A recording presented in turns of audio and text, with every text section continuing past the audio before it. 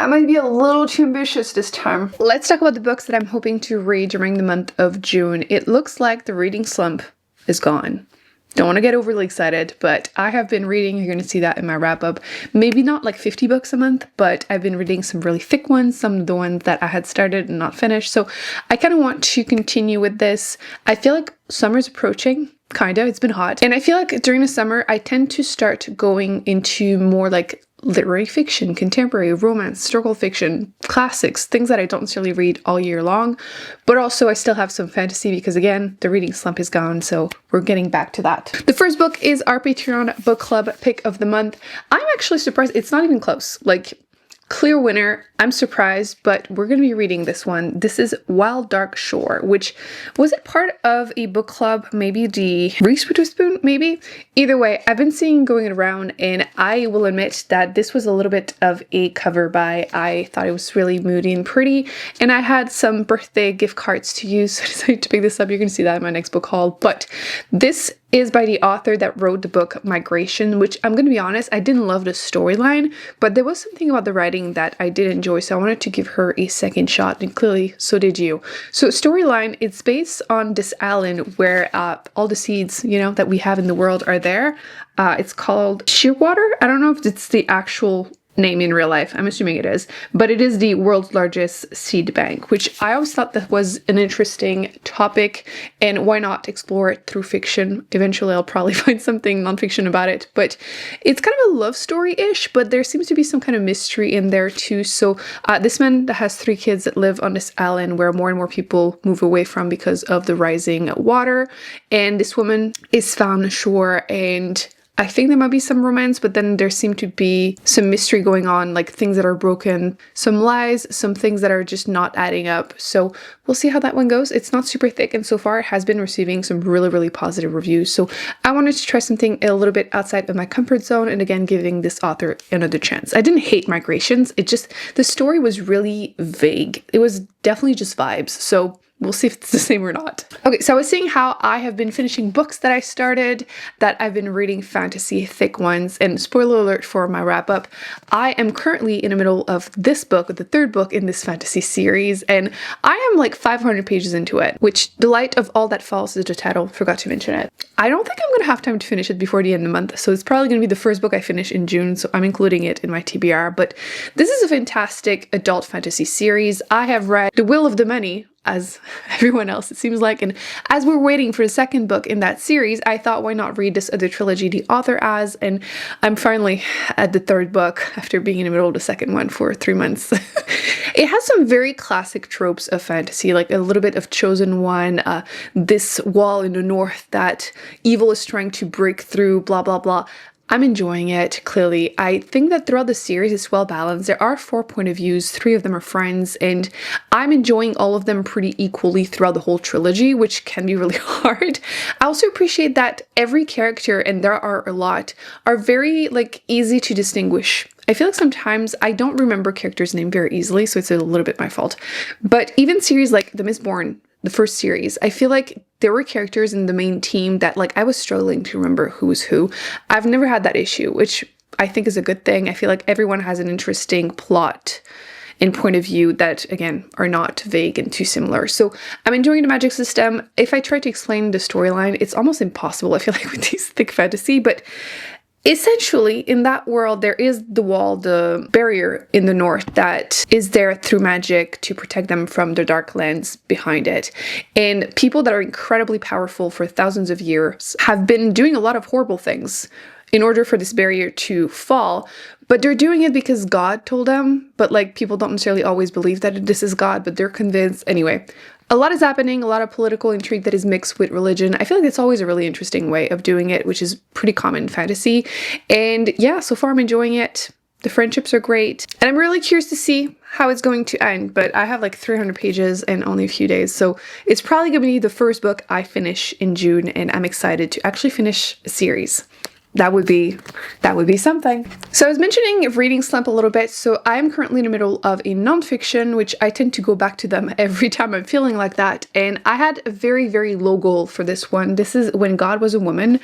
And I told myself to read 5 pages a day, and it's been working because I am about halfway through, but there's the notes at the end. So I think I have about like 90 pages left. So I will finish this in June. I am enjoying it. It's like my second book on the topic. It's about how religion before the patriarchal ones were centered around this goddess, and how there wasn't that much writing at the time, and like, you know how it is, war, people just destroy everything. So we lost a lot of that information. Plus, whenever they started being discovered, it was through a very specific group of people. And they had their own biases, so they would tend to associate those like drawings or those cultures to a fertility cult. So it's just interesting to explore the topic. So it's been working well so far. 5 pages a day-ish. Now, because I'm back to reading fantasy, and of course, during the summer, reading a thick book can be really fun, I want to continue my challenge to continue and finish more series, and I have options. So I do have The Fires of Vengeance, which is the second book after The Rage of Dragons. This is kind of a revenge story. I'm really enjoying the world building, the magic system. But when I read the first book, I don't think book 2 was out, and it's going to be a 4-book series. And I think the third one is coming out this year. And this represents well why I don't like starting series that are unfinished, because now I'm not sure if I want to continue right away or wait until they're all out. I don't know, but I really want to continue it this year, so it needs to happen, hopefully in June. My second option is Fevered Star, which the first book was Black Sun, I think, which one of the most intense first chapter I've ever read. I'm always mentioning it because I'm still kind of traumatized. I read it in 24 hours for a reading challenge, and I'm still, again, traumatized. So if I remember correctly, this woman drugs her son, she blinds him, and then carves a design on his back, and then she throws herself down the balcony. Something like that. So that's how the series starts, and this is definitely the most intense part. Don't worry. It just, it starts intense. But there are these like giant crows that people fly on the back of. Like, it's a lot of political intrigue, also again linked to religion. And I enjoyed it, but the book 1 was the only one that was out. So now it's time for me to continue. I believe book 3 might be out now. So it would be time for me to actually continue. Same thing, this one, which I think this is going to be the one I prioritize, unless you tell me to continue the other ones. But this one, I'm pretty sure book 3 came out at the end of last year, so I can finally just binge read it. So this is the Oleander Sword. This one, I was enjoying it because it has a lot of morally gray, complex female characters, and it just made for a really interesting story. I believe this one is Indian inspired, so it's not always the same thing, as I feel like fantasy sometimes can get repetitive if you just read the really popular ones. And this one, you're following the sister of the emperor. Evil man decides to send her away to this temple because she refused to be burned alive. Crazy of her. And there's a little bit of a sapphic romance in book 1 between her and the slave that is taking care of her. Again, the magic system was really interesting, and I feel like the way the book ends, book 1, it seems like the world is going to get much bigger. So I'm intrigued to see how things are going to go, but I think this might be the one I continue. I need to read more Elif Shafak. I just finished, you're going to see it in my wrap up, another book by her, and I love her. So either in June, but at least this summer, I will be continuing reading more books by her. She has a couple that are out, and so far she has been very mean to me. I'm heartbroken every time, but her writing is amazing. She writes these books that are like literary fiction, a bit historical fiction with some magical realism, which is really not my thing, but she does it so well every time. So this is The Bastard of Istanbul, which is one of the only one now that I have. I bought it recently. Again, I like to buy my books usually used, and I have been looking, but I'm not finding much of her books at all. So I think I'm just gonna suck it up and buy all of them because I need to be in more pain, clearly. This one is following a Armenian American that wants to go back to Turkey to find herself. I feel like a lot of books by her are centered around that, but she is from Turkey. Frankly, the actual plot doesn't matter at this point. I feel like when you find an author that you've enjoyed their books multiple times, it doesn't matter. I'm just going to read everything. So that's another one. I think a lot of you told me there was another one. Is it Honor that you wanted me to try and find? I'm looking, but like I said, I'll probably just suck it up and buy everything online order. So I have this one on my TBR. I was saying how I tend to go towards more like mystery thriller during the summer, fall. Maybe we're going to start early, but this one caught my eye because once again, the cover, you're going to see it in my book haul for my birthday. This is The Devil and Mrs. Davenport. This one seemed to have a little bit of, is it paranormal vibe or is she just crazy? I don't know. I don't really care. So it's set in the 50s, in 1955, and this woman, she is living a very isolated life. She is married to this man who's very religious. He's an ambitious assistant professor at a Bible college anyway, and she starts hearing demons, or so her husband thinks. And there's also someone murdering people. I don't know if it's the husband doing it. I don't know yet. I haven't read it. But, you know, he thinks she is under the spell of the devil, and we'll see what happens. But I don't know, the cover was really appealing to me. This one also had some positive reviews, and I wanted to try something different. I don't read a ton of books with paranormal, but I feel like the ones I have read, I have enjoyed. Again, I don't even know if it's going to be paranormal or not. It's just that in my head, I thought it was an interesting mix of exploring isolated, you know, triad wife kind of lifestyle that you don't know if she's crazy or if she's actually, something's actually happening. Maybe her husband is poisoning her and he's the one killing people. I don't know. So we'll see. Also, I always appreciate when a book has a fun spine and cover. I feel like so many mystery thrillers have the most boring, like this is my shelf, mystery thriller horror. So many of them are just black. It's just so boring. So like yellow is fun. I like that. And you guys didn't want to read it on Patreon, so I might still read it anyway. Same thing with this one, because again, I tried to give you options that I actually really want to read. So again, either in June or this summer, I really wanted to try some Jodi Picoult. And this is Mad Honey, which sounded interesting to me. I had picked up 2 in my last book haul, and they were both quite popular. In general, she's really popular, and I never thought her books were really going to be for me. I had seen the movie, My Sister's Keeper, and she seems to write books that just are painful for the sake of it, and I feel like I'm really sensitive to these books, not because I don't want to be in pain, but it's because sometimes I feel emotionally manipulated, and like, obviously every book is, but like, in a way, when they're badly written, it just annoys me. But I've heard things about her and I wanted to support her, so I picked up a couple. So this one is following this woman who seems to have the perfect life whenever she decides to move away back to her hometown. And I think it's a mystery, because I said that sounded cozy to me because small town always sounds cozy to me. But a lot of you were telling me that it's a lot more like mystery and intense than this. So we'll see. I'm curious. I want to try her. Oh, there's another fantasy series that I could finish if I finally read this prequel. I started it, and again, I've been on and off in a reading slump, and I don't know. I don't even know what's going on with me. Like, audiobook, there's not even an audiobook in this video because I don't think there's even one in my wrap-up either. I'm just not listening to them anymore. Usually they're what saves me whenever I'm feeling in a reading slump, and right now none of them are tempting me, and I'm actually reading physical books or ebooks, so I'm not going to complain. But currently I've had 2 of them from the library for the last 10 days, and I've listened to 0%. So like The Time Traveler's Wife, which I thought that could be fun because I do own a physical copy and I've seen the movie, and like, who doesn't love Rachel McAdams? But I wanted to try it, and again, I haven't listened to 1 second of it, and I got a nonfiction 2 just in case, The Hidden Life of Trees, and again, I've listened to 0%. So we're not gonna even put anything on this TBR. It doesn't matter at this point. I will be doing my Read It on Haul It, I think. I decided to not do any reading challenges in reading vlogs this month just because, again, I haven't been feeling that well. I just don't even get ready anymore. That's a different story. I have no energy. My health has been crap, but if I have the energy, I'm definitely doing that challenge. It will be the only one I do because I like it. It's fun. It's torturous, but it's been really helpful, and I want to do my annual unhaul video, so if I can go through a couple more books, that could be good.